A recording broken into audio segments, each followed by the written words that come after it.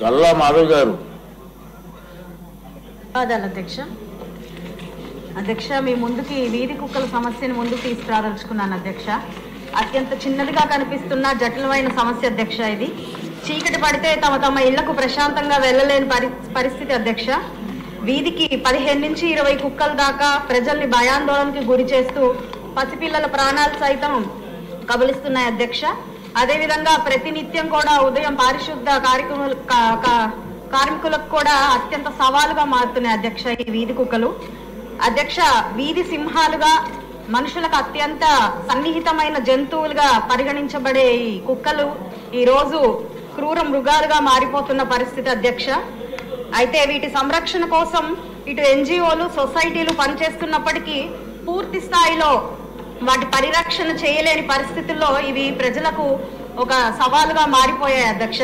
కాబట్టి ఇటు స్థానిక ప్రజలు, మున్సిపల్ కార్పొరేషన్ వారు, అదేవిధంగా స్థానిక ప్రతినిధులు భాగస్వామ్యులుగా అయ్యి ఒక పటిష్టమైన పాలసీని తీసుకొచ్చి ఈ సమస్యలకి పరిష్కారం తీసుకురావాల్సిందిగా కోరుతున్నాను అధ్యక్ష. ఇది నా యొక్క నియోజకవర్గం కాదు అధ్యక్ష, యావత్ రాష్ట్రంలో కూడా, అదే భారతదేశంలో కూడా ఈ యొక్క సమస్య చాలా జటిలమైంది అధ్యక్ష. కాబట్టి మనం తీసుకునే ఈ నిర్ణయము యావత్ భారతదేశానికి కూడా ఒక ప్రామాణికంగా ఉంటుంది అధ్యక్ష.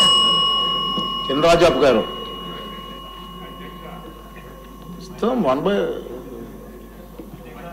నియోజకవర్గంలో మరి డివిజన్ హెడ్ క్వార్టర్ అది 50 పడకల హాస్పిటల్ ఉంది. అక్కడ రోజు కూడా 1000 మంది పైగా పేషెంట్లు వస్తున్నారు. మరి 100 పడకల హాస్పిటల్ చేయాల్సిందిగా కోరుతున్నాను. రెండోది వెంటిలేటరు, అక్కడ కోవిడ్ టైంలో అన్ని హాస్పిటల్ కూడా వెంటిలేటర్ ఇచ్చారు.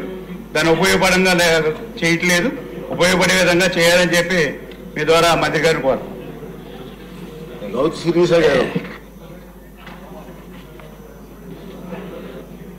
ధన్యవాదాలు అధ్యక్ష.